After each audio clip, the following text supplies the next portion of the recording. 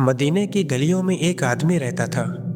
लोग उसे बहुत नेक समझते थे क्योंकि वो हर नमाज पहली सब में पढ़ता था और उसकी आवाज़ कुरान पढ़ते वक्त काँप जाया करती थी। मगर लोग ये नहीं जानते थे कि उसकी ज़िंदगी का एक हिस्सा वो किसी को दिखाता ही नहीं था। वो आदमी बाजार में एक छोटा सा व्यापार करता था। दिन में सौदे होते और रात में सजदे।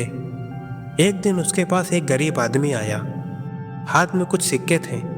उसने कहा, मुझे यही चीज़ चाहिए, लेकिन मेरे पास पूरे पैसे नहीं हैं। दुकानदार ने उसे देखा।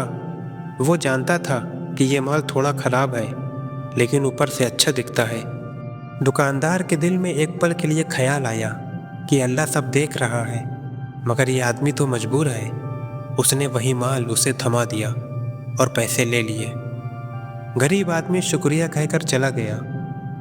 उस रात वही दुकानदार मस्जिद में खड़ा था, कुरान की आयतें पढ़ रहा था और सजदे में रो रहा था, लेकिन उसके दिल में अजीब सी बेचैनी थी। अगले दिन वही गरीब आदमी फिर बाजार आया।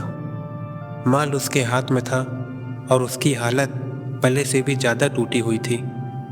उसने बस इतना कहा कि यह चीज़ मेरे काम की नहीं निकली और बिना बहस किए चुपचाप लौट आया। उस पल दुकानदार को ऐसा लगा जैसे किसी ने उसके सीने के अंदर कुछ तोड़ दिया हो। अगले दिन वो नबी सल्लल्लाहु अलैहि वसल्लम की मजलिस में पहुंचा। नबी सल्लल्लाहु अलैहि वसल्लम उस वक्त फरमा रहे थे कि जिसने भी अपने भाई को धोखा दिया वो हम में से नहीं है।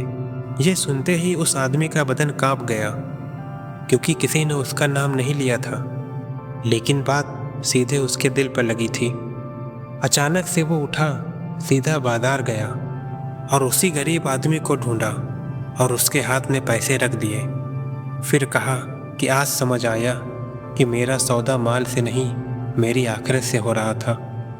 और अगले दिन जब वो नमाज पढ़ा तो उस रात उसका सजदा अलग था, क्योंकि पहली बार उसकी नमाज किसी का हक लौटा कर पड़ी गई थी। अगर हम भी अपनी इबादत के साथ लोगों का हक नहीं सुधारते तो कहीं ऐसा न हो कि हमारी सबसे छोटी गलती हमारी सबसे बड़ी इबादत पर भारी पड़ जाए। अगर यह कहानी आपको सोचने पर मजबूर करे तो इसे आगे बढ़ाइए, क्योंकि कभी कभी एक कहानी पूरी ज़िंदगी बदल देती है। और अगर नए हो तो चैनल रियल वॉइस को सब्सक्राइब करना मत भूलिए।